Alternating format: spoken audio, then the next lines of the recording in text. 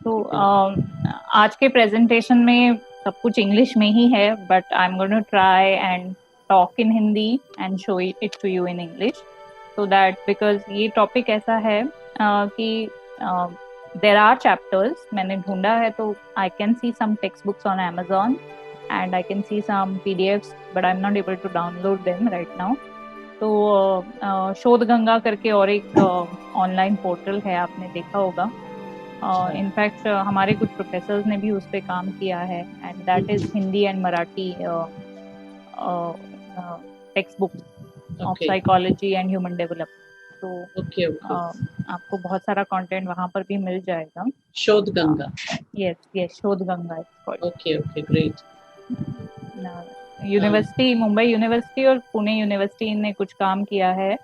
जो हमारे ज्यादातर चैप्टर्स इंग्लिश में होते हैं उसको हिंदी और मराठी में ट्रांसलेट किया है।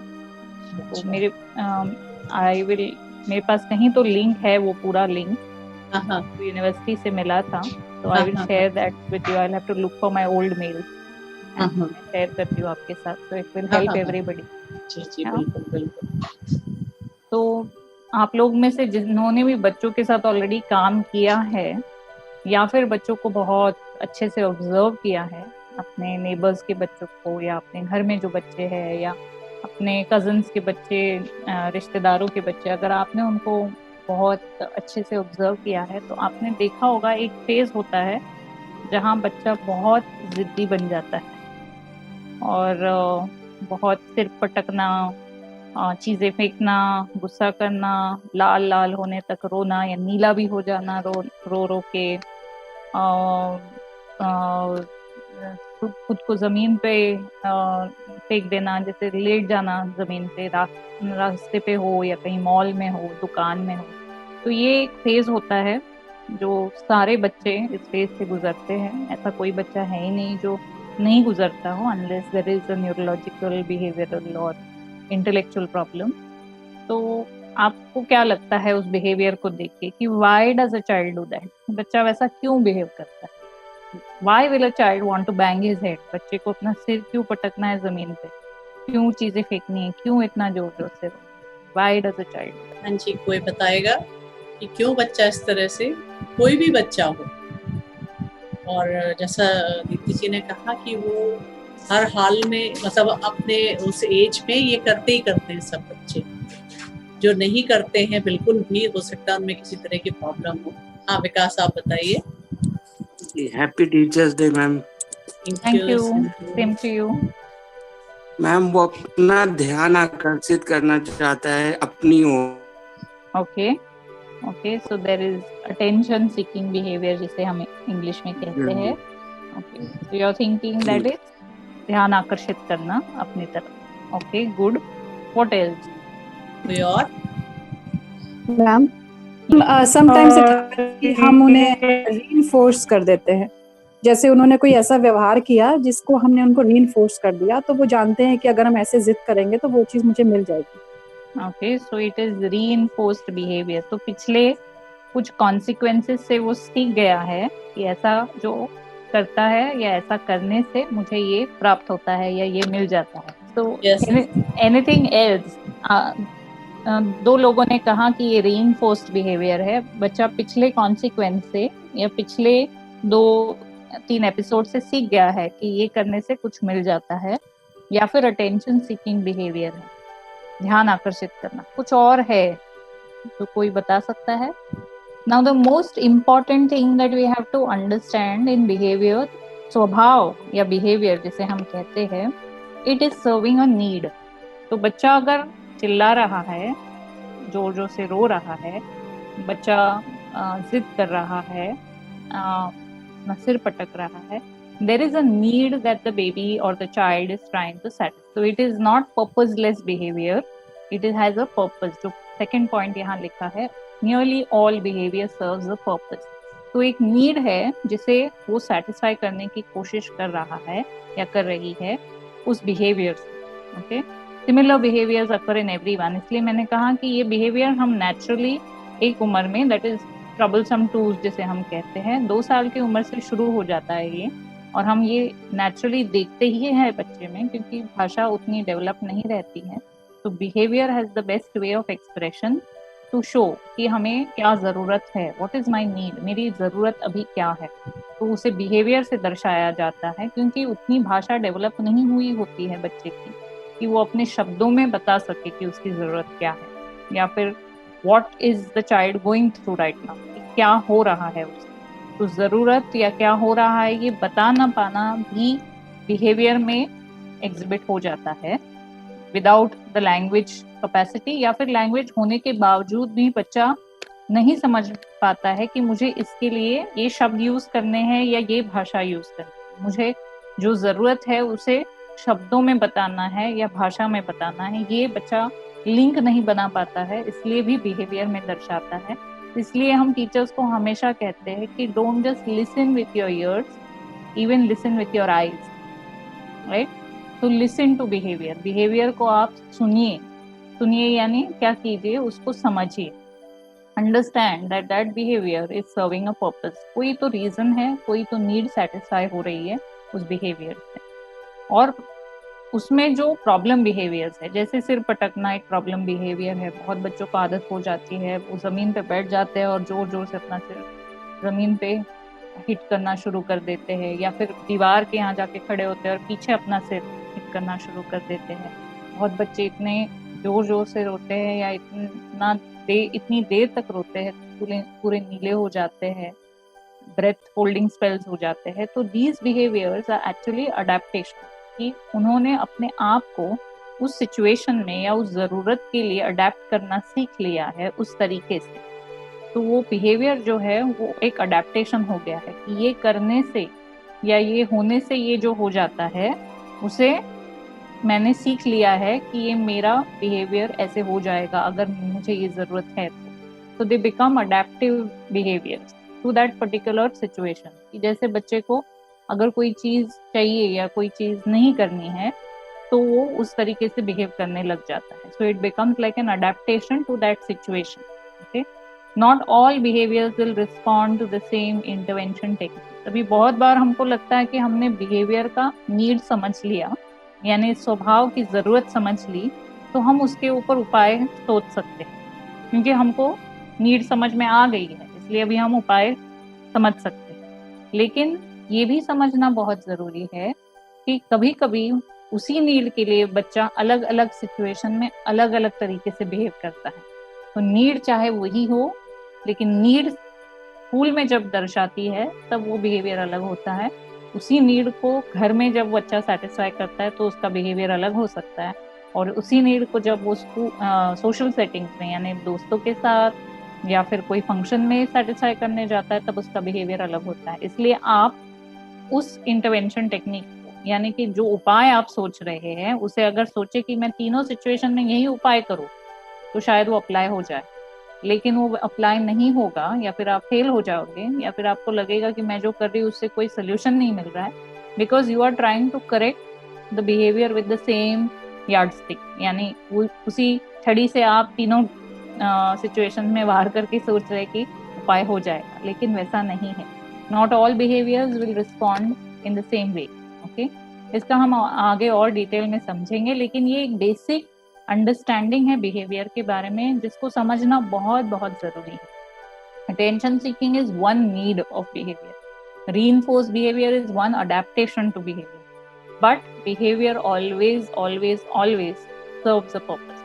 Okay, and these behaviours occur in everyone. ऐसा नहीं है कि कोई एक्सक्लूसिव बच्चा है जो ऐसा बिहेव कर रहा है, सारे बच्चे इस दौर से गुजरते ही है that they will throw temper tantrums, यानी कि वो गुस्सा करेंगे, रोएंगे, कुछ गलत बिहेवियर्स भी करेंगे, क्योंकि वो फेज जो होता है वो वैसा ही होता है कि वो अपने विचारों को, अपनी जरूरतों को सामने वाले को बता नहीं पाते, इसलिए वो बिहेवियर से दर्शाते हैं। तो ये एक फेज होता है ह्यूमन डेवलपमेंट का, इसे हम टाल नहीं सकते हैं, हम सिर्फ इसको मैनेज कर सकते हैं। इसलिए ये टॉपिक जो है बिहेवियर मैनेजमेंट, इसको समझना बहुत जरूरी है जब आप बच्चों को पढ़ाने जाते हैं। तो what are these functions of behaviour, ये जरूरतें क्या है, जो नीड है, जो पर्पस है, जो फंक्शन है बिहेवियर वो क्या है। तो मेनली ये 4 एरियाज में होते हैं। आप कोई भी बच्चे के बिहेवियर को अगर ज्यादातर एनालाइज करे तो ये चारों एरियाज में आप उनको डिस्ट्रीब्यूट कर सकते हैं। पहला सबसे इम्पोर्टेंट है एस्केप, यानी मुझे जो काम बताया जा रहा है या जो मुझसे कहा जा रहा है वो मुझे करना नहीं है। ओके, तो I don't want to have a bath, बच्चे को नहाना नहीं है, तो एस्केप करने के लिए वो सिचुएशन से अपना बिहेवियर दर्शाता है, जैसे भागना, चिल्लाना, रोना, लेट जाना जमीन पे, ऑल दैट। ओके, तो escape is the very very very crucial one, जिसे पहचानना भी बहुत मुश्किल हो जाता है। पेरेंट्स बहुत बार ऐसा कहते हैं कि नहीं नहीं उसे समझ में नहीं आता या he doesn't understand, but it is a escape mechanism. नहीं करना है इसलिए आप बड़े हैं, आप अडल्ट लाइफ में भी आप अगर अपने आप को थोड़ा एनालाइज करें तो आप देखेंगे कि कोई सिचुएशंस है या कोई चीजें हैं या कोई लोग हैं जिनको आप अवॉइड करना चाहते हैं, तो आप तभी क्या करते हैं? आप बहाने बनाते हैं, रीजंस ढूंढते हैं, किसी और काम में अपने आप को व्यस्त कर देते हैं। So you try to do it in different ways because your brain is now an adult brain and it can strategize. Okay, whereas a child's brain is an immature brain, so it cannot strategize, it will only react to the situation and it will show it in behavior. So escape mechanism जो है ये बहुत active रहता है बच्चों में, और इसीलिए स्कूल में भी जब आप देखते हैं, जब स्कूल के पहले कुछ महीने होते हैं या पहला साल होता है, तो बच्चे को अपने माता पिता से अलग नहीं होना होता है या सेफ एनवायरनमेंट से अनसेफ एनवायरनमेंट जो से शुरुआत में अनसेफ लगता है उसमें जाना नहीं है। इसलिए रोना, चिल्लाना ये बहुत कॉमन है जब स्कूल शुरू होती है तब, right? So it is again that behavior serving a purpose to escape that person, escape that task, escape that environment. The next is you want something tangible. बच्चे को कुछ चाहिए, right? Something that the child wants for which the child is behaving like that, right? और ये आप mall में जाएंगे या डिपार्टमेंटल स्टोर में जाएंगे, मिठाई की दुकान में जाएंगे, चॉकलेट की दुकान में जाएंगे या खिलौने की दुकान में जाएंगे, तो वहां पर आप ऑब्जर्व कीजिए कि बच्चे वहां पर हमेशा there will be 1 or 2 children in the shops who are behaving difficult because they want something specific, they want something at that time. This tangible thing is also what we tell parents to understand in terms of meals. Okay, बहुत से बच्चे ऐसे होते हैं, हम देखते हैं उनके पेरेंट्स का जो टाइम टेबल होता है वो कभी शेड्यूल नहीं होता ठीक से, खाने का टाइम जो है वो प्रेडिक्टेबल नहीं होता, आज 1 बजे खाए, परसों 3 बजे खाए, परसों 12 बजे खाए, कभी 4 बजे खाए, every day change, there is no schedule. And these are the children also we see behaviourally sometimes very difficult because उनको जो जरूरत है वो एक्सप्रेस नहीं कर पाते, तो they become difficult in terms of behaviour. चिड़चिड़ शुरू हो जाती है, चिल्लाना शुरू हो जाते हैं, या फिर जो काम हम कर रहे हैं उसमें कोऑपरेट नहीं करना, हम टास्क दे रहे हैं, हम पढ़ाई ले रहे हैं या जो भी कर रहे हैं उनके साथ उसमें कोऑपरेट नहीं करना, because the child can not understand hunger and can not communicate hunger, और उससे वो बिहेवियर में ऐसे दर्शाते हैं। So tangible need that I am hungry, I need this right now, या फिर जो चीज मैंने अभी देखी है दुकान में या जो मेरा खिलौना है जो आपने कबर्ड में रख दिया है बंद करके, वो मुझे अभी चाहिए, मुझे अभी यही करना है। एक्टिविटीज के साथ भी हम ये देखते हैं, हमारे सेंटर में भी बहुत देखा है हमने कि बच्चे को अगर झूले की एक्टिविटी पसंद है तो बस झूले से उतार दो तो जोर जोर से चिल्लाना शुरू हो जाता है कि हमको यही चाहिए, हमको यही एक्टिविटी रिपीट कराओ, हमसे और कुछ नहीं कराओ। अटेंशन तीसरा बहुत जो आपने अभी पॉइंट आउट भी किया कि बच्चे को लग रहा है कि सब अपने अपने काम में बिजी है, अपने अपने काम में व्यस्त है, मुझे कोई ध्यान नहीं दे रहा, nobody is interested in me, everybody is doing their own thing, so I should do something which will get attention। okay?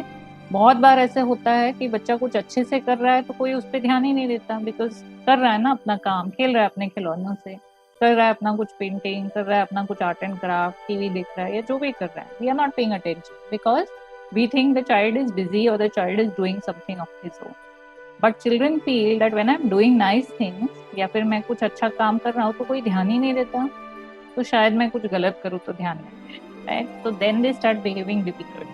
तो जब हम पेरेंटिंग वर्कशॉप्स लेते हैं, हम पेरेंट्स को हमेशा ये याद दिलाने की कोशिश करते हैं कि जब बच्चा ध्यान से एक जगह बैठता है और कोई एक काम 5 मिनट के लिए भी कर लेता है तो appreciate that, because the child thinks that you never look at that and you only look at my problem behaviors, and thus problem behaviors increase because child feels ki great, if I do this I get these people to look at me, I get these people to pick me up. I get these people to listen to me, or whatever. I get these people to behave in the way I want. So that is why attention. It is not necessarily that the child is trying to do something because you are not attending per se, but you have not attended to the positive behaviors, and thus the child has developed a pattern of getting your attention to negative behavior. Okay. और ये हमने बहुत से जो अलग वातावरण के बच्चे हैं, जैसे फॉस्टर केयर सेटअप्स में रहते हैं, आश्रम में रहते हैं, इंस्टीट्यूशन में रहते हैं, उनमें भी बहुत देखा है, because they are the ones who deprived of attention a lot, क्योंकि उनके माता पिता ने शायद बहुत छोटी उम्र में उन्हें छोड़ दिया हो, या फिर ध्यान देने का टाइम ही नहीं रहा हो, या सिचुएशन नहीं रही है, तो उनमें ये डिफिकल्ट बिहेवियर्स बहुत रहते हैं। हम बहुत कोशिश करते हैं कि उनमें पॉजिटिव बिहेवियर्स लेके आए, ताकि our attention is directed to the positive behaviors and not the negative. And this is a way कि बच्चा अपना पावर जताने की कोशिश करता है। बच्चा नहीं चाहता कि I become the smallest person in this house. मैं सबसे छोटा हूँ तो शायद मेरी कोई सुनेगा नहीं, मैं सबसे छोटा हूँ तो मेरे पे कोई ताकत या पावर नहीं है, तो मैं अपनी पावर कैसे जता सकता हूँ? I will behave in a way which will get power in my hand. It means the moment I start screaming, shouting, crying, everybody gets to me. Right, दादा दादी, नाना नानी, पापा मम्मी, जो भी घर में है, सबका ध्यान मेरे ऊपर चला, and I become the centre of power in the house, right. तो इसलिए attention is something which is most of the time a behavior which satisfies the need for attention. We have to be able to understand what is the need. Is it escape? Is it a tangible need? Is it a need for attention? And the last is sensory, कि बच्चे को उस चीज से अच्छा लगता है। अभी ये ज्यादातर हम चिल्ड्रन जिनके डेवलपमेंटल कंसर्न्स होते हैं उनमें देखते हैं।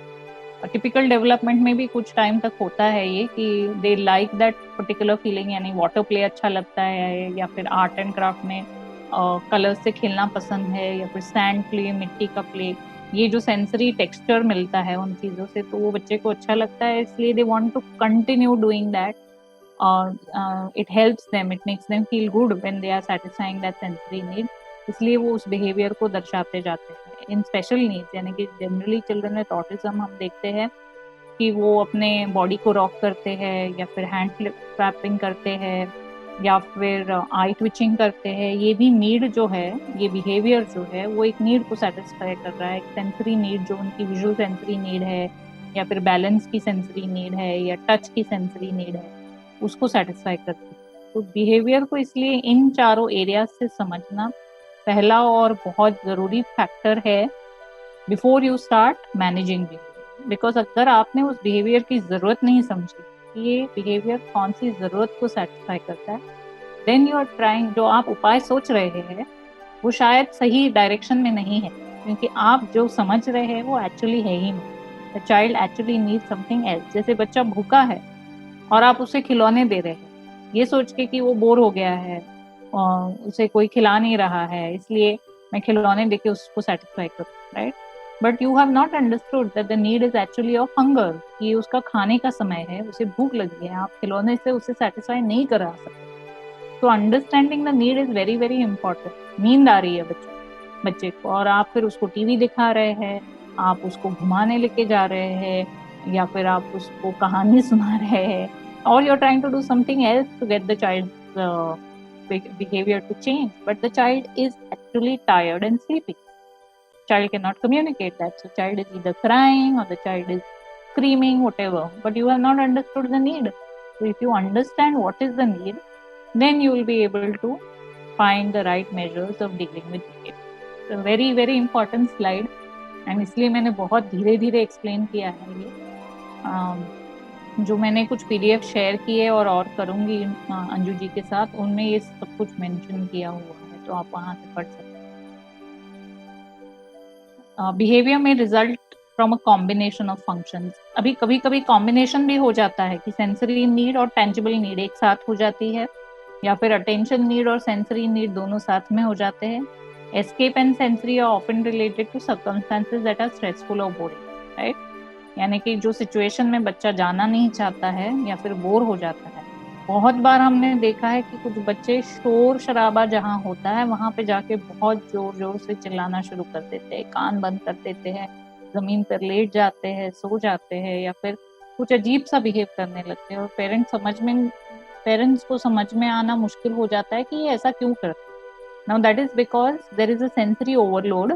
बच्चा उस वॉइस को, उस साउंड को प्रोसेस नहीं कर पा रहा है, it is becoming too much for the child, right. जैसे आपको वो 20 हर्ट्ज पे सुनाई देता होगा, उसको वो शायद 40 हर्ट्ज पे सुनाई देता होगा, so very loud for the child and the child wants to escape that situation, right. So that behavior is satisfying two needs, that the sensory overload need and the escape. So combination भी हो सकता है कुछ situation and that requires a careful look. उसे ध्यान से देखना और समझना जरूरी है। इसलिए जो मैंने शीट्स भेजे हैं अंजू जी को, उसको टीचर्स अगर फिल करेंगे कोई बच्चे को ध्यान में रखते हुए तो फिर हम उस डिस्कशन को आगे नेक्स्ट सेशन में अच्छे से कर पाएंगे। Because more than me telling you have to look at and go back to that behavior, observe that behavior. और इसके लिए हम बहुत बार ऐसा करते हैं कि हम पेरेंट्स को कहते हैं कि आप वीडियो रिकॉर्डिंग करो बच्चे की। जब आप कोई एक्टिविटी कर रहे हो और उस एक्टिविटी के लिए आपको कोऑपरेशन नहीं मिल रहा हो, या फिर अगली बार जब आप इस बिहेवियर को देखोगे तो आप पूरा फुटेज ले लो और इस तरीके से ले लो कि बच्चा कॉन्शियस नहीं हो जाए। Because once children see camera देख लेते तो उनका बिहेवियर चेंज हो जाता है, या तो एक्सेसिबेट हो जाता है यानी ज्यादा हो जाता है, या फिर वो कैमरा को देखते तो फोन खींच लेते हैं हाथ से, तो they forget about the behaviour. तो you have to be careful how you are shooting that behaviour. But हम पेरेंट्स को कहते हैं कि वो वीडियो, क्योंकि डिस्क्रिप्शन जो होता है पेरेंट्स का कभी कभी वो क्लियर नहीं होता है।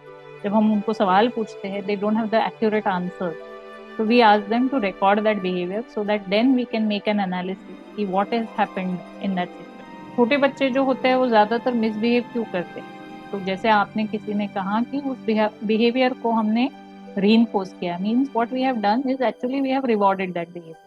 कि जब उसने पिछली बार ऐसा किया था, जिद की थी चॉकलेट के लिए, जिद की थी खिलौने के लिए, तब हम उसे दुकान में ले गए और खिलौना दे दिया, राइट। तो उसे समझ में आ गया कि ये करने से ये मिल जाता है, राइट। कि ये कर दिया, चिल्लाया या फिर जोर जोर से रोए तो ये चीज मिल जाती है। तो अगली बार से ऊंची आवाज और वॉल्यूम बढ़ जाता है और जिद करने का तरीका बदल जाता है और कॉम्प्लिकेटेड हो जाता है। Because child knows I will get it at the end of it. They have copied what their parents do. Now this is very important कि उन्होंने देखा है कि उनके घर में ऐसा ही होता है, ओके। तो जो बड़े हैं, बुजुर्ग है या जो भी है, वो ऊंची आवाज में जब बात करते हैं तो घर के बाकी लोग सुनते, तो बच्चा भी सीख लेता है ऊंची आवाज में बात करो तो काम हो जाता है। They start increasing their volume and we keep telling them don't talk in that volume, इतनी ऊंची आवाज में बात मत करो, मुझे सुनाई देता है, right. But they have seen the adults in the family do, so they are copying, they are like apps.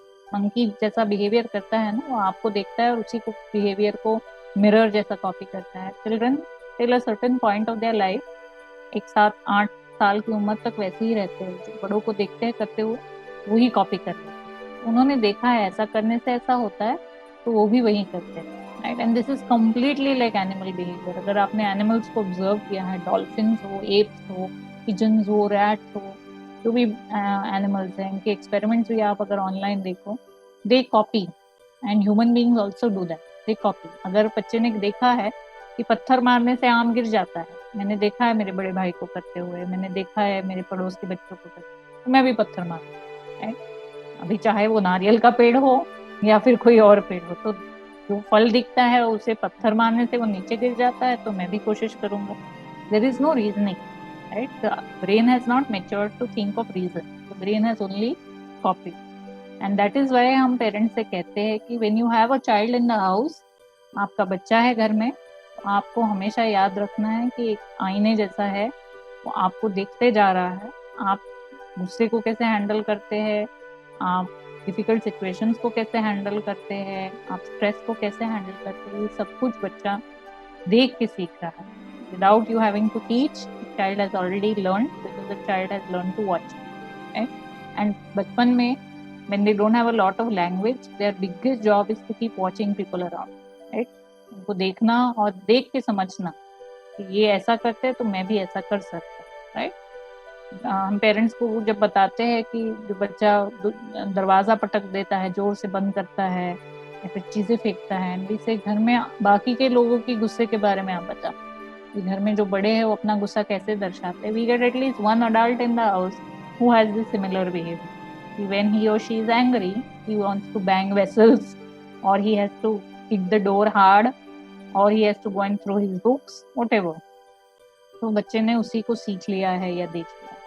बहुत बार ऐसे भी होता है कि जिन बच्चों के साथ पूरा दिन रहते हैं, जैसे डे केयर सेंटर में हो या फिर खेल कूद के मैदान में हो, तो वहाँ पे कुछ सीख के आ जाते हैं और फिर सोचते हैं कि मैं यहाँ अपने घर में भी वैसा कर सकता हूँ। They are testing what their parents, whether their parents will enforce rules. बहुत बार बच्चे कोशिश भी करते हैं देखने के लिए कि ये करने से होता क्या, राइट? क्या मेरे ऊपर कोई रूल ला दिया जाएगा या फिर मेरे पेरेंट्स मुझे छोड़ देंगे, you know, they are trying to see what you will do. तो हमने ये एक्सपेरिमेंट किया भी है बहुत बच्चों के साथ। हमने पेरेंट्स को कहा है कि जब आप मॉल जाते हैं और बच्चा जमीन पे लेट जाता है तो आप 2 कदम आगे चलिए और ऐसा बिहेव कीजिए जैसे आपने देखा ही नहीं हो वो क्या कर रहा है और आप अपने ही इसमें चले जा रहे हैं and child is alone. Generally if the child doesn't have special needs, doesn't have any developmental major concern, the child understands that he is going to be alone. बच्चे को समझ में आ जाता है कि मैं अब अकेला हो जाऊंगा और शायद मैं खो जाऊंगा और मुझे यहाँ से कोई ले जाएगा, right. So the moment they see the parent walking away, they get up and they start running and they stop crying, they forget they're crying because fear is a bigger emotion, right, than satisfying the need.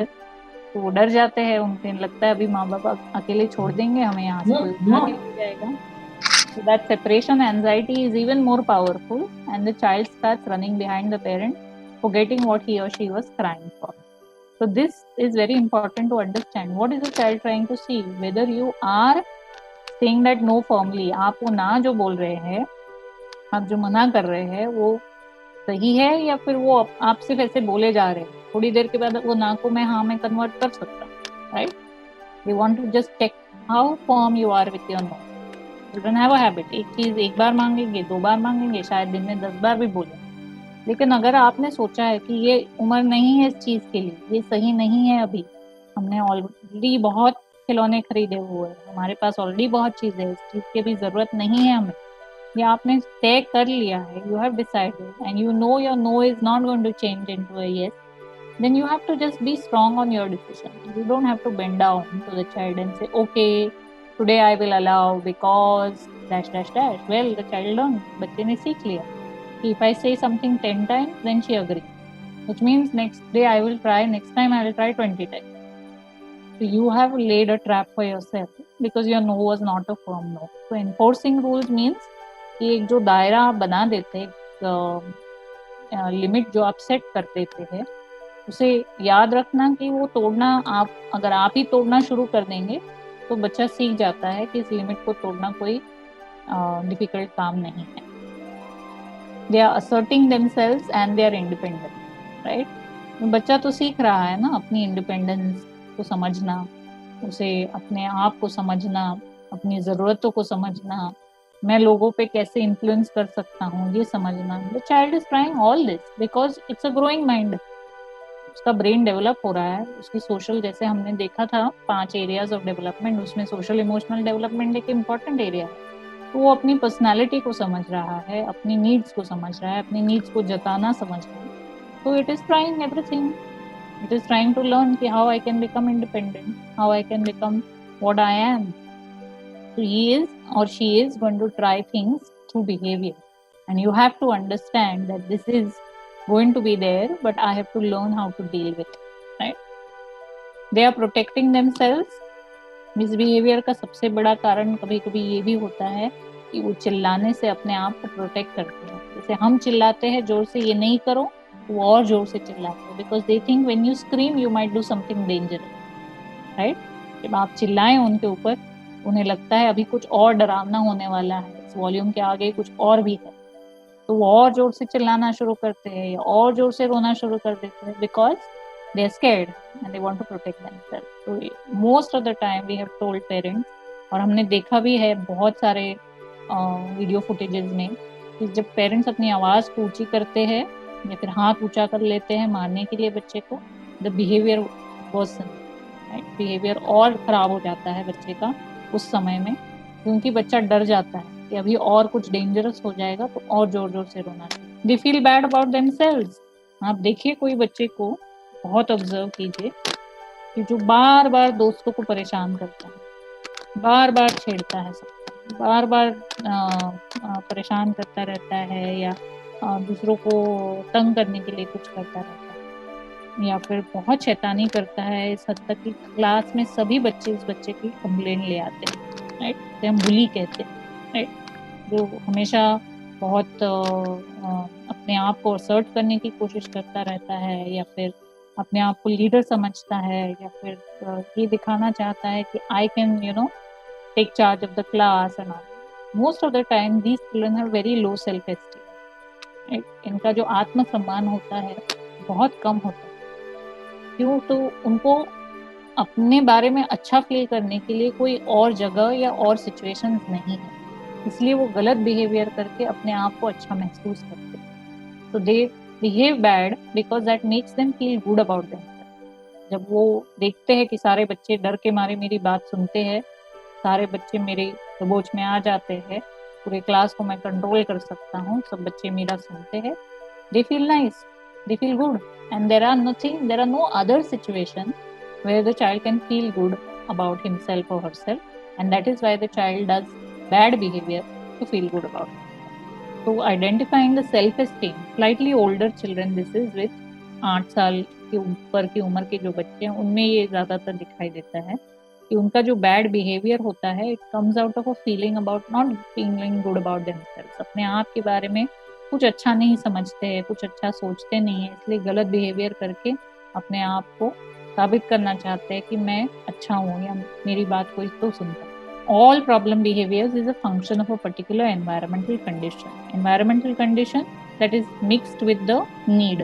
तो need जो है वो environmental condition के साथ जब mix हो जाती है तब ये प्रॉब्लम बिहेवियर नजर में आता है। तो ये जो है फंक्शनल बिहेवियर असेसमेंट, इसका ही मैंने पीडीएफ भेजा है अंजू जी को।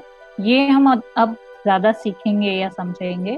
अभी जैसे हमने बिहेवियर का एक बैकग्राउंड समझ लिया है कि बिहेवियर का पर्पस होता है, बिहेवियर सिचुएशन के हिसाब से चेंज होता है, बिहेवियर कॉम्बिनेशन ऑफ पर्पसेस को सर्व करता है, बिहेवियर कॉपीड बिहेवियर हो सकता है, बिहेवियर रीइंफोर्स्ड बिहेवियर हो सकता है क्योंकि हमने उस जरूरत को पहले सेटिस्फाई की है, बिहेवियर लो सेल्फ एस्टीम में से भी आ सकता है।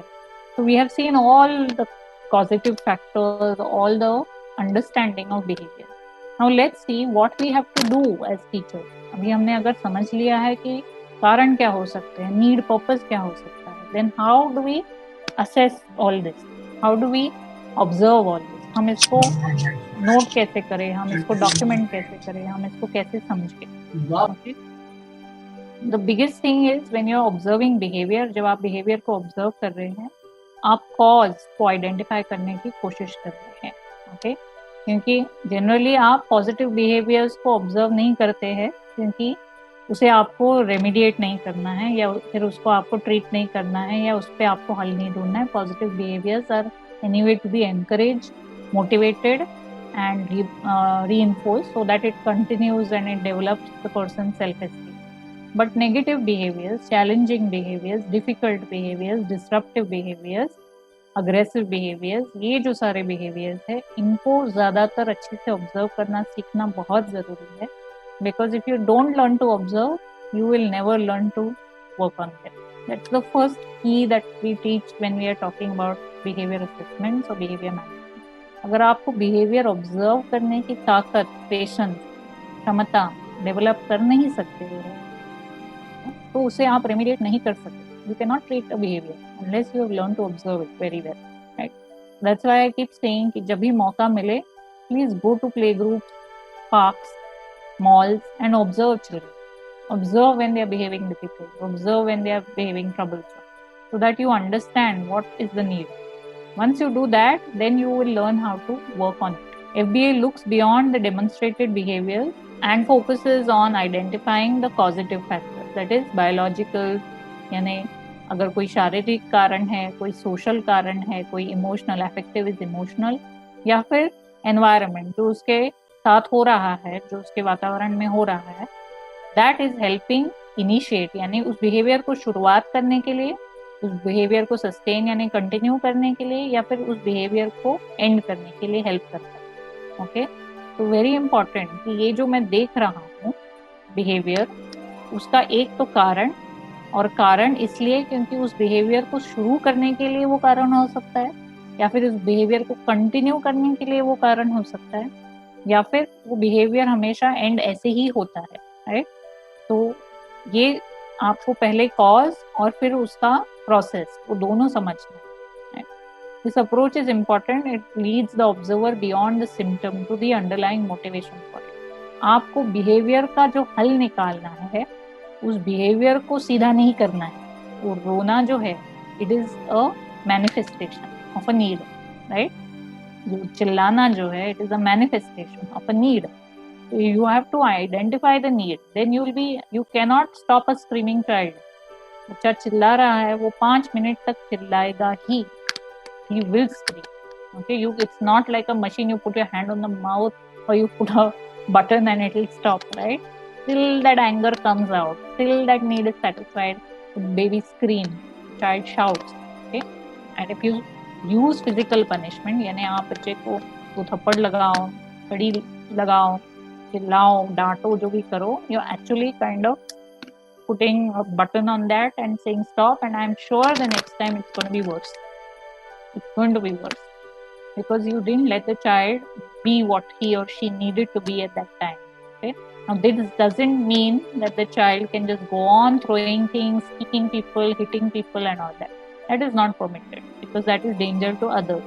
वो डेंजरस बिहेवियर है, वो दूसरे को नुकसान पहुंचा सकता है, बच्चे को खुद को भी नुकसान पहुंचा सकता है। उस समय बच्चे को उठा के ले जाना या फिर बच्चे को कहीं और शांत जगह पे ले जाना is more important than letting the child do dangerous things to himself और others. So treating the behaviour is actually treating the motivation, यानी उसकी जो जरूरत है पीछे की, जो सब पर्पस मोटिवेशन है उस बिहेवियर का, कारण है उस बिहेवियर का, उसे ट्रीट करना ज्यादा जरूरी है। सिम्टम को ट्रीट करके आप कुछ नहीं कर सकते जब तक आप कारण को ट्रीट नहीं करते। आप कारण को ट्रीट करो, सिम्टम ऑटोमेटिकली चला जाए। Very important in helping children with behavioural concern कि आप बिहेवियर को नहीं चेंज कर सकोगे जब तक आप कारण को नहीं समझो।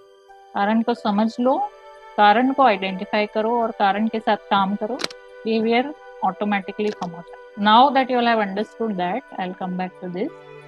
तो अगर बच्चा आपके क्लासरूम में परेशान कर रहा है, बार बार ध्यान आपका उसकी तरफ आकर्षित कर रहा है, नॉन रेलिवेंट टॉपिक पे बात कर रहा है, दूसरों को डिस्टर्ब कर रहा है, जो आप बोल रहे हैं उस पर ध्यान नहीं है, कुछ और कर रहा है, बिहेवियरली कुछ और कर रहा है, किसी और को डिस्टर्ब कर रहा है, something the child is doing to disturb the classroom. Okay, teachers often address the problem by manipulating events that follow the behaviour.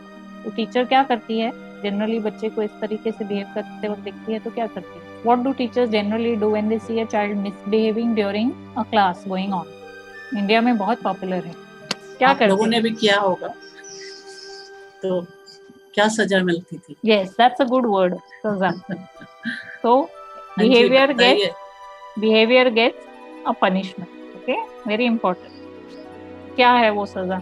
चौक फेंकना, डस्टर जोर से बैंग करना, जोर की आवाज से बच्चे का नाम लेके बोलना, stop doing what you are doing, what else? बताइए भाई, ये तो सभी ने इससे क्रॉस किया है। I am not judging you all for आपने जो किया है उसे मैं सही गलत नहीं कहूंगी। It's okay, all teachers have done it at some point. I have been teaching children. नहीं, और एज अ स्टूडेंट भी तो आपको मिला होगा। I have been punished a lot. I belong to a very naughty class. I may have not been the naughtiest there, but I belonged unfortunately to a very naughty class. So my father was so troubled. वो हम सभी का हाल रहता है। तो class teacher ने, आपके teacher ने तो आपको सजा दी होगी कोई ना कोई? बहुत सारी। हाँ, तो आप लोग बताइए। मैम, कान पकड़ के खड़ा करना या क्लास के बाहर कर देना। Yes. So isolating you from the class, right? That's called isolation. आपको क्लास से बाहर कर देना ताकि मेरा क्लास शांत हो जाए, आप अपना अलग जाके बैठ जाओ या खड़े हो जाओ, मेरा क्लास मुझे कंटिन्यू करने दो। Okay, verbal reprimands, isolation. Ma'am कई बार हम लोग टैप कर देते हैं टेबल पे। हाँ, जैसा मैं अपने बेटे के साथ करती हूँ, मैं वो बता रही हूँ, जोर से टेबल पे टैप करना या उनको ऐसे मतलब थोड़ा सा गुस्से से देखना या उनका नाम गुस्से में लेना कि हाँ उन्हें पता चले कि हम अभी गुस्से में हैं, या सम टाइम बहुत तेज बोलना जो वो बिल्कुल नहीं सुन रहे हैं। Reminding the child to pay attention. Ma'am ma'am हमारे समय में तो बहुत मार पड़ती थी। यस बहुत वेरी मच, और वेरी मच। उस समय की मतलब जब वो पनिशमेंट देते थे, मारते थे, अगर उस तरीके से आज मार दिया जाए तो केस ही करते पेरेंट्स। हाँ मैम जी। नाउ अभी तो क्लॉज है, आप कॉर्पोरल पनिशमेंट यूज नहीं कर सकते हैं because there is it's a legal binding नियम है, हाँ कानून है, तो आप नहीं कर सकते अभी। और कल ही मेरे बेटे ने एक ऑटोबायोग्राफी क्लास में रीड की थी, he was speaking on teachers day, और वो एक्सर्प्ट मैं आपको एंड में शेयर करूंगी। एपीजे अब्दुल कलाम का एक्सर्प्ट है उनके ऑटोबायोग्राफी में से। और उन्होंने कहा था कि एक बार वो मैथ्स के क्लास में लेट पहुंचे थे और उन्हें छड़ी से मार मिला था। उस जमाने में त्रिवेंद्रम में रहते थे शायद, तो वहाँ पे रामेश्वरम, तो वहाँ पे तो स्कूल में उस जमाने में था ये सिस्टम ऑफ रेप्रिमांड पनिशमेंट। तो उन्हें बहुत बुरा लगा था, बहुत दुख हुआ था कि how can the teacher hit me, how can the teacher hit me, and it is so painful and I will never forget because सबके सामने हुआ। लेकिन जब वो प्रेसिडेंट बने तो उसी स्कूल ने मिठाइयाँ बांटी और उसी स्कूल के टीचर ने उन्हें फोन करके कॉन्ग्रेचुलेट भी किया। तो ही सेड दैट गलत बिहेवियर के लिए सही बिहेवियर सिखाना ये तो स्कूल का काम होता है और ये हमें भूलना नहीं है। So that is a important lesson that we don't have to forget. Of course सभी तरीके अलग है, अभी अलग है, and he has written that I am very happy कि कॉर्पोरल पनिशमेंट अभी बंद है स्कूल्स में। लेकिन उसके पीछे का जो रीजनिंग था कि I am doing this because I want you to improve in your behavior is what was the important message which he got from them, and he learned that lesson. That was something that he was trying to emphasize. So बहुत बार जब हम punishment देते हैं हम reason नहीं बताते बच्चे, right? We never tell what was the wrong behavior. We never describe the wrong behavior. So child doesn't know only what he got punished. उसे लगता है उसने किताब नहीं खोली इसलिए उसे punishment। But the thing was, he was not paying attention, and you never specified, right? You never said for what you're throwing the child out of the class. You never said why you're making your eyes big, and the child is confused. The child is looking at your face, wondering what he must have done 4 things wrong by that time. Not opened his book, asked his neighbor child क्या करना है, not paid attention to you, which means not looked at your face, and not written in his notebook. 4 things he did in a sequence. And you scolded him. Now he doesn't know what you scolded him for, right? Because you didn't specify, you didn't mention what you scolded for. So most of the time that behavior will never get corrected because he didn't learn only from that situation. So verbal reprimands, isolation, detention, suspension, punishment, that is the thing that we have learned. हमने क्या सीखा है कि behavior जब गलत होता है तो उसको punish करो, right? उसके ऊपर एक ऐसा consequence डाल दो कि बच्चा हमेशा के लिए सीख जाएगा। Now that consequence, that negative consequence, punishment is a negative consequence. Does that really help? ये हम आगे देखेंगे। जैसे दीप्ति जी ने भी कहा कि बच्चे को पता ही नहीं, उसने अगर 4 चीजें समय पे की हैं कि उसने किताब की तरफ नहीं देखा या ध्यान नहीं दिया और भी जो किताब ठीक से खोली नहीं, लेकिन उसको सजा किस चीज के लिए मिली है ये उसे पता ही नहीं है, तो कभी वो सुधार होगा ही नहीं। जो भी हम कर रहे हैं वो किस बात के लिए कर रहे हैं, किस खास व्यवहार के लिए वो सजा मिल रही है, उसे पता तो होना चाहिए। यस दीप्ति। और ये फॉरेन कंट्रीज के आप वीडियोस देखो या अमेरिकन वीडियोस देखो, यूरोप की वीडियोस देखो, क्लासरूम में भी उनका जो टीचर की ट्रेनिंग होती है उसमें बहुत स्पेसिफिकली ये ट्रेनिंग दी जाती है कि when you say something you have to specify what you are talking, right? तो अगर आप बोल रहे हैं कि मेरी क्लास में जब मैं बात कर रही हूँ कोई और बात साथ में नहीं करेगा, जिसे बात करना है या जिसे अपना ओपिनियन पेश करना है, सवाल पूछना है, वो हाथ ऊंचा करेगा, बीच में बात नहीं होगी। दिस से very clearly in verb sentences जिस लेवल से बच्चे को समझे उसे स्पेसिफाई करते हैं। बच्चा जब मिसबिहेव करता है, the first warning is I have already mentioned dash dash dash and I will not appreciate so and so child doing this in my class. So the warning goes again with the reminder of the behavior. The second warning is slightly louder, थोड़ा loud होता है, and say the reminder कि ये मेरी second warning है इस behavior के लिए of this particular child, and one more time I notice it, there is going to be a consequence. So the third time I see it, there is going to be a consequence. So very clearly mentioned what is the expected behavior. The first time the expected behavior goes against that, then reminding the child that this has gone against it. The second time it happens a louder warning, and the third time a consequence, which you have already given 2 warnings, right?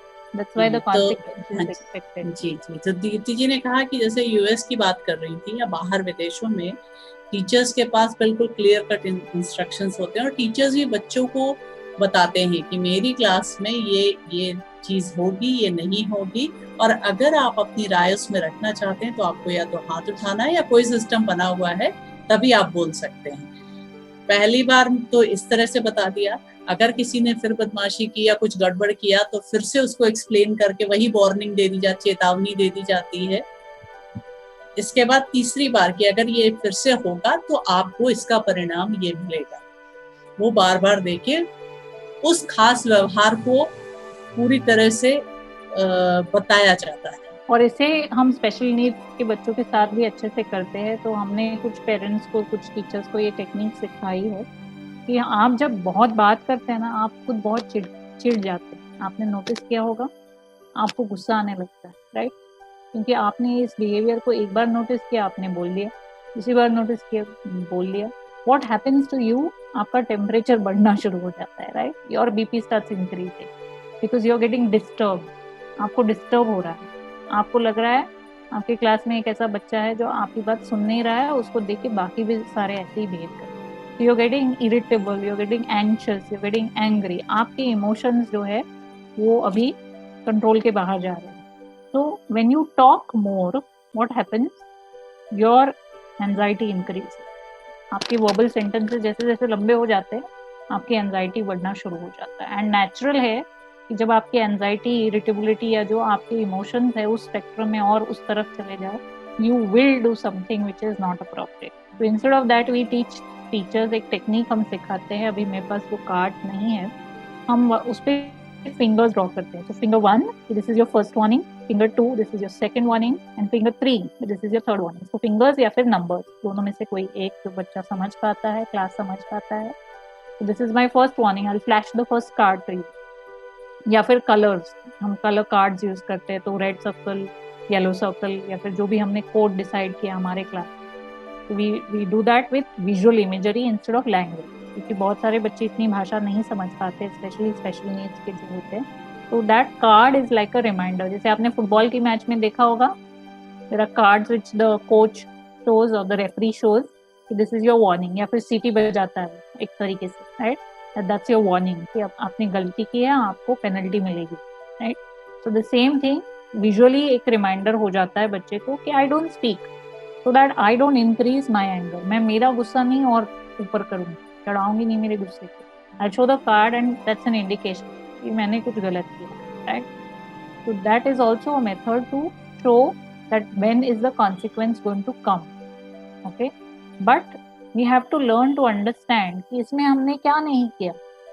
हमने ये नहीं देखा कि इस behaviour में उस बच्चे को क्या नीड सेटिस्फाई हो रही है। अगर हम क्लास के बाद सोचे कि बच्चा हर बार मेरी क्लास में ऐसे ही करता है, किताब खोलने को बोलो तो किताब खोलता नहीं है, किताब में से पढ़ने बोलो तो पढ़ता नहीं है, किताब में लिखने बोलो तो लिखता नहीं है, और उसी समय किसी और के साथ बात करने में लग जाता है या किसी और को परेशान करने में लग जाता है। ये बच्चा ऐसा क्यों करता है मेरे क्लास?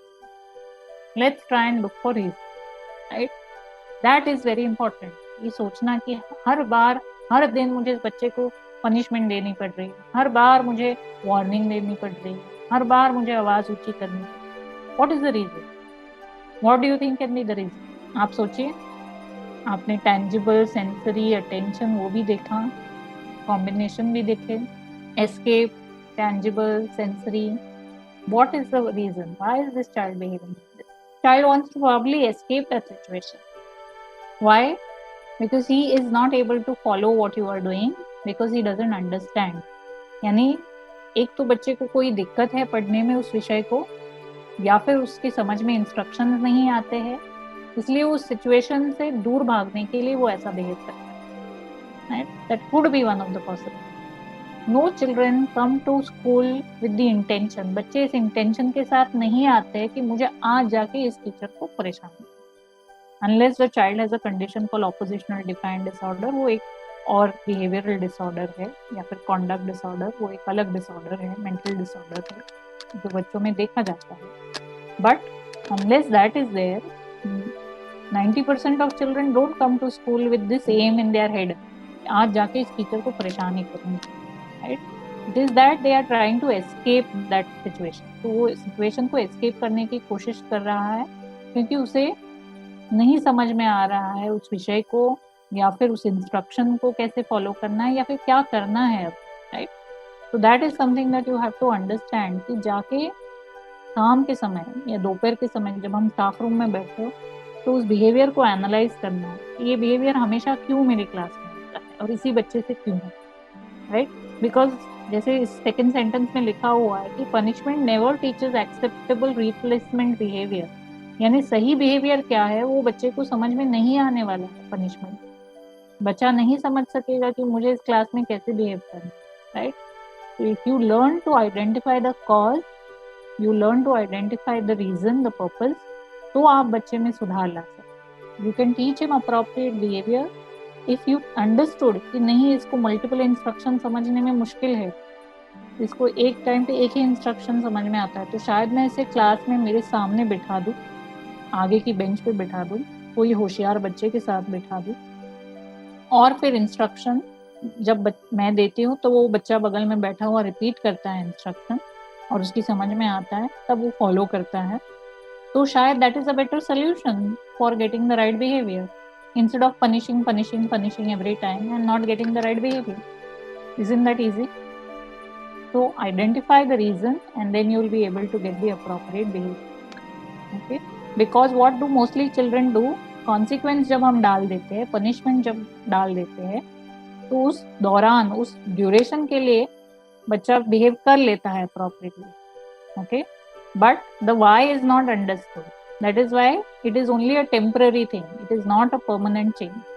2 दिन बच्चा शायद ठीक से बिहेव करे क्योंकि 2 दिन पहले पनिशमेंट है, लेकिन उसके बाद बच्चा अपने रेगुलर बिहेवियर पे फिर से आ जाता है because you have not understood the purpose of that behaviour. This is called the consequence understanding. कि मैंने जब टीचर की बात नहीं सुनी, मैंने जब किताब नहीं खोली, मैंने जब बगल वाले बच्चे को परेशान किया, तो मेरे बिहेवियर की वजह से क्या परिणाम हुआ टीचर के स्वभाव में या टीचर के इंस्ट्रक्शन में, ये बच्चा भी देखने की कोशिश कर रहा है. Right? So that is why you have to understand कि what have I done in that situation. जो मैंने कॉन्सिक्वेंस दिया उसका कुछ फायदा हुआ, मैंने जो पनिशमेंट दी तो कुछ फायदा हुआ या नहीं हुआ. नहीं हुआ मतलब मैंने सही तरीके से बिहेवियर को समझा ही नहीं, इसलिए शायद मेरे कॉन्सिक्वेंस से कोई फायदा नहीं. Identify the purpose helps you to understand what is the student gaining, controlling, avoiding through these behaviors. जैसे हमने देखे वो पर्पस सारे, तो आपको समझ में आ जाएगा अगर आपने कॉज को आइडेंटिफाई किया है, पर्पस को आइडेंटिफाई किया है कि बच्चा उस सिचुएशन में क्या अवॉइड करना चाहता है, बच्चा उस सिचुएशन में क्या गेन करना चाहता है, बच्चा उस सिचुएशन में वो उस बच्चे का तरीका है बताने के लिए कि I can't understand. He starts troubling the neighbourhood child. उसको पूछने की कोशिश करता है या फिर इधर उधर देखने की कोशिश करता है because he can't understand all your multiple instruction. Sensory overload है. एक बच्चे को जिसको हमने क्लास में आइडेंटिफाई किया था, he had a hearing loss, mild hearing loss, से श्रवण क्षमता में एक प्रॉब्लम थी, इसलिए वो दूसरे बच्चों को परेशान कर देता था जब टीचर मल्टीपल इंस्ट्रक्शन देती थी क्योंकि उसे सुनाई नहीं देता. That's why he was not cooperating. So sometimes the reasons are so so difficult to understand or maybe so invisible to us, हमें दिखाई नहीं दे रहे हैं वो रीजन, लेकिन उनको डेप्थ में जाके जब हम समझते हैं तब शायद हमें ठीक से समझ में आता है कि ये बिहेवियर का ये कारण है, right. I have seen a lot of children who misbehave in school on a day when they have had a bad day at home. बहुत से बच्चे हमने देखे हैं तो उस दिन क्लास में ऐसा बिहेव करते, इतनी शैतानी करते हैं, इतनी मस्ती करते हैं, इतना दंगा करते हैं और बहुत पनिशमेंट लेते हैं, क्यों? तो उस दिन उनके घर में कुछ ऐसा हुआ रहता है जो उन्हें परेशान किया हुआ है रात भर, दिन भर, स्कूल में आने से पहले, that is playing on their mind and they're trying to escape that feeling and they are behaving bad in the class, right? बहुत बच्चों को हमने देखा है जो घर में जो सिचुएशन चल रही है, घर में जो वातावरण है, उससे वो इतने परेशान हुए हैं और किसी से बात नहीं कर पा रहे उसके बारे में, तो वो बिहेवियर में दर्शा रहे अपना class. And we have classic examples of this behaviour in many children in metropolitan cities. यानी शहरों में जो हम बच्चे देखते हैं उनके प्रॉब्लम बिहेवियर्स को जब हम एनालाइज करने की कोशिश करते हैं तो हमें फैमिली में कुछ तो कारण मिल ही जाता है, there is something that is troubling the child at home. अभी जैसे मैंने आपको बताया कि अगर आपको बिहेवियर को समझना है तो पहली इम्पॉर्टेंट चीज़ है कि बिहेवियर को डिस्क्राइब करना सीखना या फिर बिहेवियर को एनालाइज करना सीखना। तो जिस बिहेवियर को आप करेक्ट करने की कोशिश कर रहे हैं पहले उसे आप ठीक से समझिए, okay, what do you want to correct, okay. बहुत बार जब हम टीचर्स के साथ काम करते हैं तो वो एक मल्टीपल बिहेवियर का बॉल लाते हैं हमारे सामने कि this is there, that is there, that is there, that is there, that is there, ये भी है, ये भी है, ये भी है, ये भी। We can not do work on that, right. हम 4 बिहेवियर्स को एक साथ करेक्ट नहीं कर सकते। पहले आप जो सबसे डिफिकल्ट बिहेवियर है, जो आपको हैंडल करना सबसे मुश्किल है, जो आपको बहुत चैलेंजिंग लगता है, उसे आइडेंटिफाई कीजिए और उसे क्लियरली डिस्क्राइब कीजिए।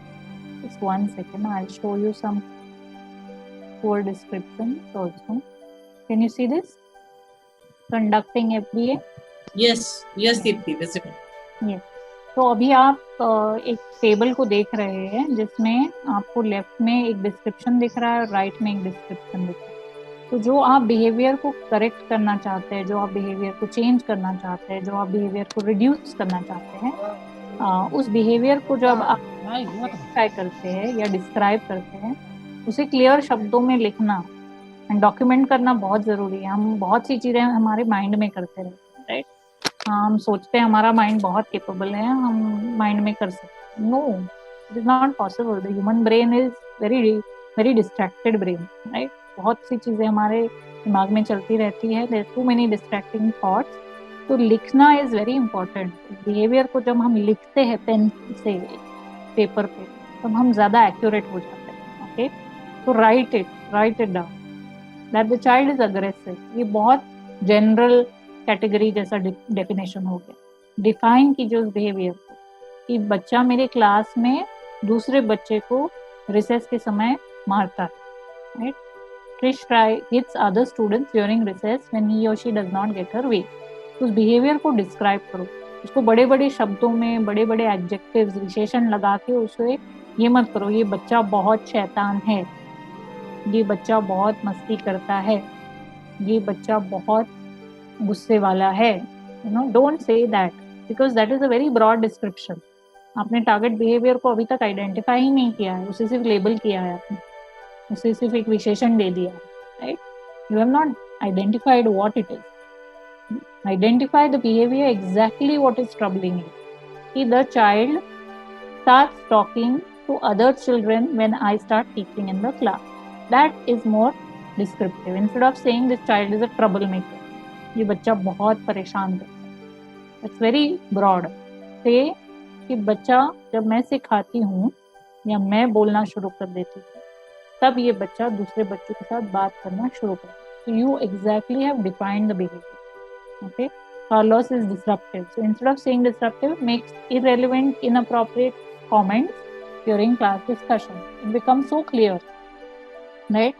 इसको आप क्लैरिटी दे देते, ये बच्चा बहुत शैतानी करता है, Jan is hyperactive. लेकिन आप अगर उसे डिफाइन करो अच्छे से, Jan leaves her assigned area without permission. ये बार बार अपनी खुशी से उठ जाती है अपनी बेंच से उठ जाती है बिना मेरी परमिशन के, अपनी क्लास से निकल जाती है बिना मेरी परमिशन के, अपना जो काम दिया हुआ है वो आधा अधूरा छोड़ देती है, या फिर जब मैं सवाल कर रही हूँ तो सवाल पूरा होने के पहले ही जवाब दे देती है, या फिर हाथ ऊंचा किए बिना ही जवाब दे देती है। तो describe describe describe, proper description, very very important. अब डिस्क्राइब नहीं करो तो क्या हो जाएगा कि आप बहुत ब्रॉड रहोगे, और ब्रॉड रहोगे तो बिहेवियर का पर्पस नहीं आइडेंटिफाई कर सकोगे, पर्पस नहीं आइडेंटिफाई कर सकोगे तो सुझाव नहीं सूझेगा, आपको सोल्यूशन नहीं आएगा आपके पास, right?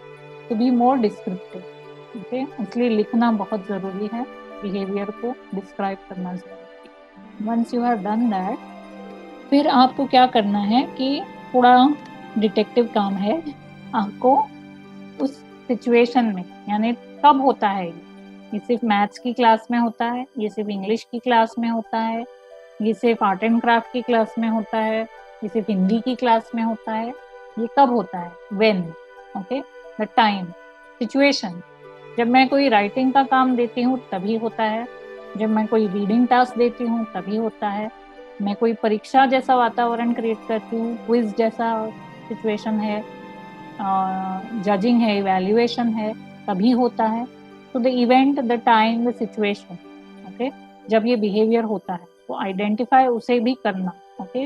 Because that determine the whole scenario at that time, कि रिसेस के पहले ही ये होता है या रिसेस के बाद ही होता है, जब ब्रेक हो जाता है उसके बाद ये बिहेवियर ज़्यादा नजर है। भले क्लास कोई भी, हिंदी हो, मैथ्स हो, इंग्लिश हो, आर्ट एंड क्राफ्ट हो, लेकिन रिसेस के पहले बहुत बच्चे जिनको हमने देखा है वो सुबह कुछ खा के नहीं आते, नाश्ता नहीं करते, कुछ खा के नहीं आते, खाली पेट आते हैं, और रिसेस के पहले का जो क्लास होता है जब उनकी भूख बहुत तेज हो जाती है, so again like we said, sensory और टेंजिबल नीड, उससे उनका बिहेवियर खराब हो जाता है, because they can not understand that it's the hunger which is not satisfied, and they start distracting the class, they start disturbing the class, they don't cooperate, they don't want to write, they don't want to read, because they don't understand that it's actually hunger which is causing, right?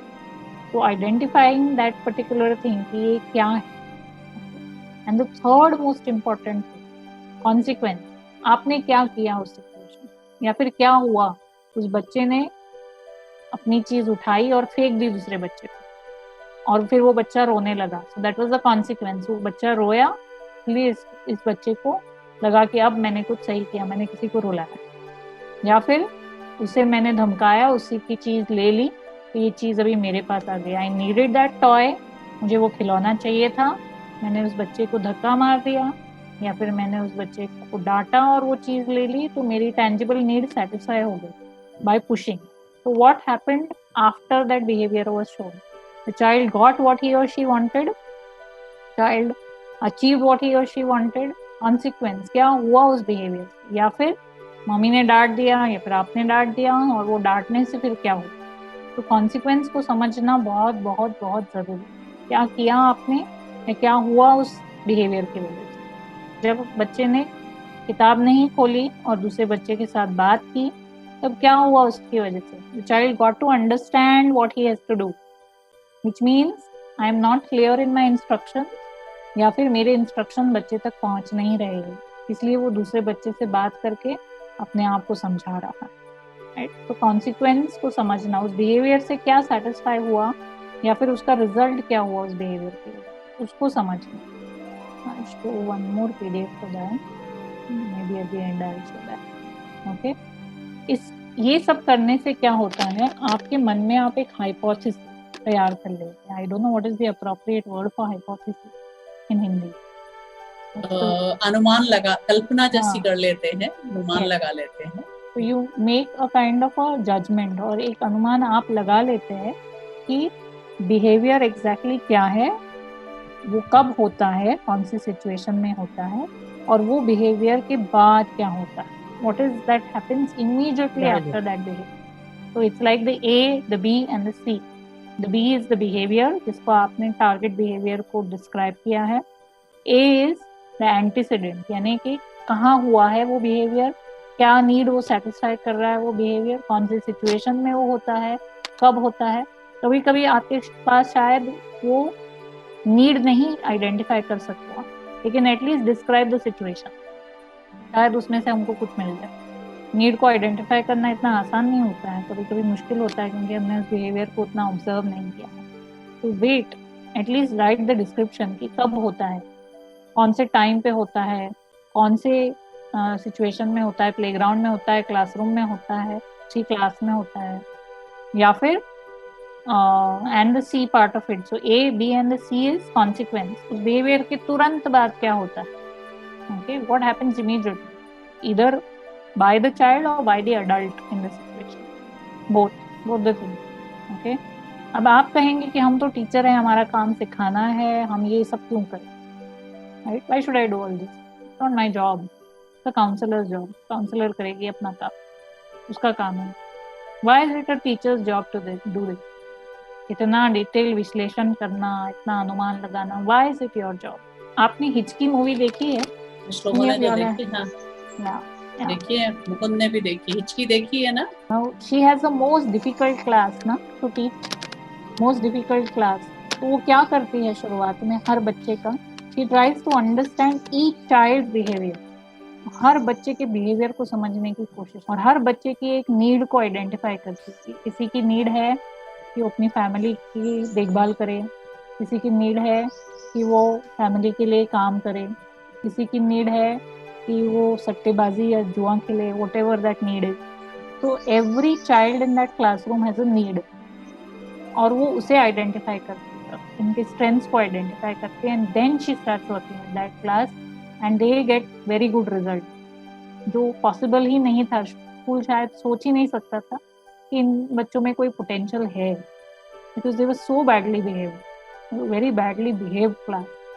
Potential तो दिख ही नहीं रहा था उनका, क्या capacity हो किसी की नजर में आ ही नहीं रही थी, because their behaviour was masking everything.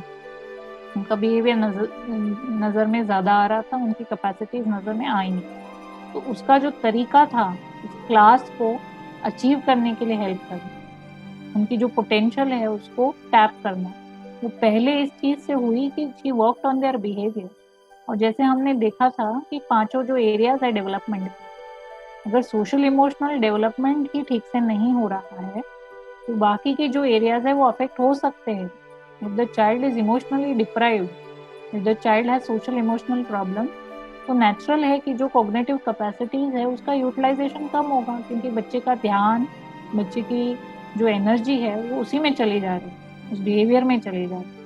तो you will never be able to get the best out of that child if you have not helped him in his और हर बिहेवियर। इसलिए टीचर की पोजीशन में रह के आपको समझना ज़रूरी है, क्योंकि उस बच्चे की जो रियल पोटेंशियल है वो कभी बाहर नहीं आएगी अगर आप उसके बिहेवियर को समझ। तो I hope I have explained that and not made you all feel that you have an additional burden to take care of when you are working with children. It is not a burden, it is not an extra job, it is a part of your personality. या आपको अपनी personality का एक भाग बनाना, क्योंकि इसे आप अगर अच्छे से हैंडल करो, your children will always love you.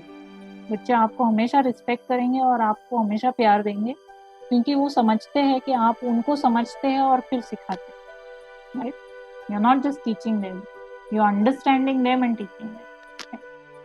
So we have learned identifying the problem behavior, we have learned collecting information, यानी जानकारी हासिल करना कि कौन से लोकेशन में, कौन से सिचुएशन में, कौन से कंडीशन में वो बिहेवियर दिखाता है बच्चा, कौन से टाइम पे दिन में, कौन से क्लास में दिन में, कौन से कंडीशन में, यानी कि जब पेरेंट्स होते हैं साथ में, या पेरेंट्स चले जाते हैं तब, या टीचर होती है क्लास में तब, या प्रिंसिपल आ जाते हैं तब, whatever, identify all the setting part of it. And the third is then form a hypothesis। ये एक hypothesis आप बना लो आपके माइंड में कि ये प्रॉब्लम बिहेवियर इसी सिचुएशन में अकर होती है और इसके बाद ये होता है। So the A, B and C part of it, I'll show one more PDF and then I will stop and then you all can ask question. Can you see the screen? Yes. Yes. तो ये एक chart है जो teacher ने maintain किया है और उसमें एक डिस्क्रिप्टिव बिहेवियर भी है, ओके। ये रेसिडेंशियल स्कूल है और वहाँ का है। तो बच्चे का बिहेवियर आप देखेंगे, यहाँ पे लिखा गया है कब हुआ है, कितने बजे हुआ है, कितनी देर के लिए वो बिहेवियर रहा है, ओके, और क्या हुआ था उस वक्त, उसके पहले जब बच्चे ने किया तो जो गलत बिहेवियर था उसे यहाँ पे मेंशन किया है कि बच्चे ने किसी को मारा है और उससे क्या हुआ, मारने की वजह से क्या हुआ वो भी लिखा हुआ है। उसके तुरंत पहले क्या हुआ था, उस सिचुएशन के पहले, और वो सेटिंग क्या थी, कौन से रूम में हुआ था, वहाँ पर और कितने लोग मौजूद थे, आवाज थी या बहुत कुछ था, और बच्चे को उस दिन और कुछ था, बच्चे को उस दिन ईयर इन्फेक्शन हुआ था, ओके, और उस रूम में बहुत शोर था। और फिर क्या हुआ उसके बाद, अपने रूम में चला गया बच्चा, जिस बच्चे को मारा था वो बच्चा भी अपने कोई और कमरे में चला गया, और उसके बाद क्या हुआ था कि किसी ने कुछ बच्चे को बोला था, राइट, और फिर हमने उस रीजन को आइडेंटिफाई किया है कि इस बच्चे ने मारा इसलिए क्योंकि शोर हो रहा था, फिर कान में दर्द हो रहा था, और उस बच्चे ने जिसको इसने मारा उसने इसे कुछ तो चिढ़ाया और उसके नाम से नहीं पुकारा। You saw the whole event as if it's like a nice script for you, but this the teacher has done by starting with action. What did the client do? What happened before it? What was the situation? What happened after? And then analyzing or hypothesizing, या फिर hypothesis बना लिया, अनुमान बना लिया कि ये शायद हो सकता है। So this is something you all will need to do for at least some children that you all know. आप अगर अगली क्लास के लिए ये लेके आए एक चार्ट बना के, मैंने एक अलग वाला चार्ट भेजा है अंजू जी को, आप उसे यूज कर सकते हैं, लेकिन इसको भी आप लोग नोट कर सकते हैं, बड़ा अच्छे तरीके से दिया है और एक एग्जांपल भी है, डेट है, टाइम है। Okay, this is on page number, the page numbers are not written, वो तो उसमें आ जाएगा जब पीडीएफ को खोलेंगे। हाँ, it's called behavior recording. So here you can see also how different states, different needs are written down. Okay, sight, sound, unexpected changes, sensory needs, demand, tasks, people, object, everything is written down. The frequency of the behavior also, if you want to know that. So there are beautiful charts in this which you can use. Any other questions? This is a detail topic, क्योंकि हम पूरा subject करते हैं इस पे, behaviour modification management के psychology में पूरा 1 साल का सब्जेक्ट है हमारा। तो आप लोगों ने भी थोड़ा बहुत तो इसको पढ़ा ही है, हमारे जो टीचर्स हैं या जो होने वाले टीचर्स हैं सभी ने थोड़ा बहुत तो इंट्रोडक्शन मिल ही चुका है समस्या व्यवहार प्रबंधन का, और बहुत ही अच्छे से दीप्ति जी ने आज समझाया, बड़ा क्लियर हो रहा था दीप्ति जी, एकदम दिख रहा था कि हमें कैसे एनालाइज करना है। बहुत सारे बच्चे भी ध्यान में आ रहे थे उस समय पे जब आप कुछ भी एग्जाम्पल्स ले रहे थे, तो आप लोग भी इस तरह से ले सकते हैं। ABC जनरली सभी को पता होगा, कारक, व्यवहार और परिणाम, तो इन्हीं को उदाहरण, इन्हीं को वो माध्यम बना के, और आप इनके लिए अपने कोई भी बच्चों के साथ जिनके साथ आपने काम किया है या देखा है उनका लिख के तैयार रखिएगा। काइंड ऑफ केस स्टडी कर सकते हैं, या मतलब छोटा सा व्यवहार की स्टडी के लिए बेसिकली, तो हम लोग उसको फिर नेक्स्ट सेशन में डिस्कस कर सकते हैं, तो और भी स्पष्टता आ जाएगी उससे।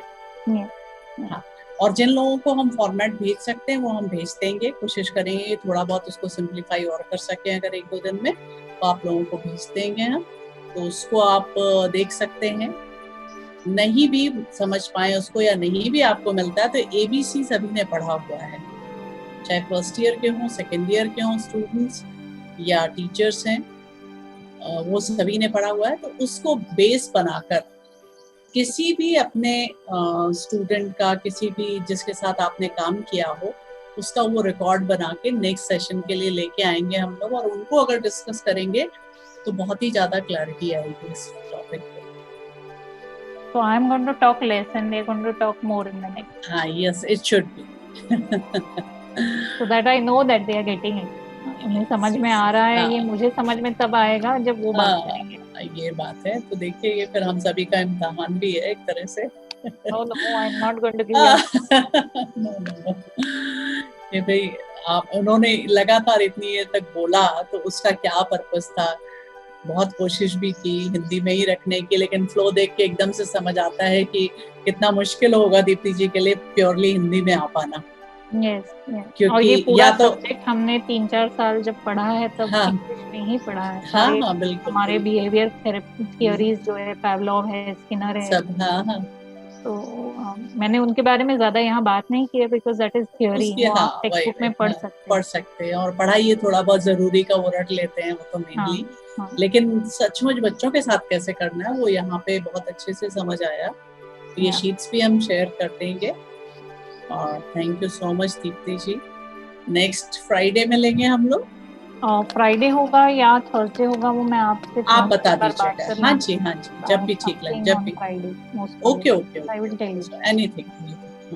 तो आप लोगों को पता चल जाएगा पहले से ही, तो आप लोग भूल जाए। डिस्क्रिप्शन करना मुश्किल है, कोई वीडियो है, फुटेज है, जैसे उनको बिहेवियर को समझना उनके लिए दिक्कत हो रहा है because it's a new topic, then they can bring the video footage to this session provided they have consent for identity being revealed, because video में generally identity reveal हो, I mean face दिखता है बच्चे का, consent है अगर video दिखाने का तो वो कंसेंट लेके वो वीडियो दिखा सकते हैं। हम वीडियो को देख के एनालाइज कर सकते हैं कि क्या होगा। बिल्कुल। तो अगर ये लोग छोटा सा वीडियो ले आएंगे तो बहुत अच्छा है। नहीं हम भी कोशिश करेंगे, 1-2 वीडियोस हैं हमारे यहाँ बच्चों के सिवियर प्रॉब्लम बिहेवियर के। उसमें मतलब वो केवल कैसा बिहेव कर रहे हैं उसको भी एग्जाम्पल लेके फिर हम लोग कर सकते हैं। Okay bye bye Deepti, thank you so much.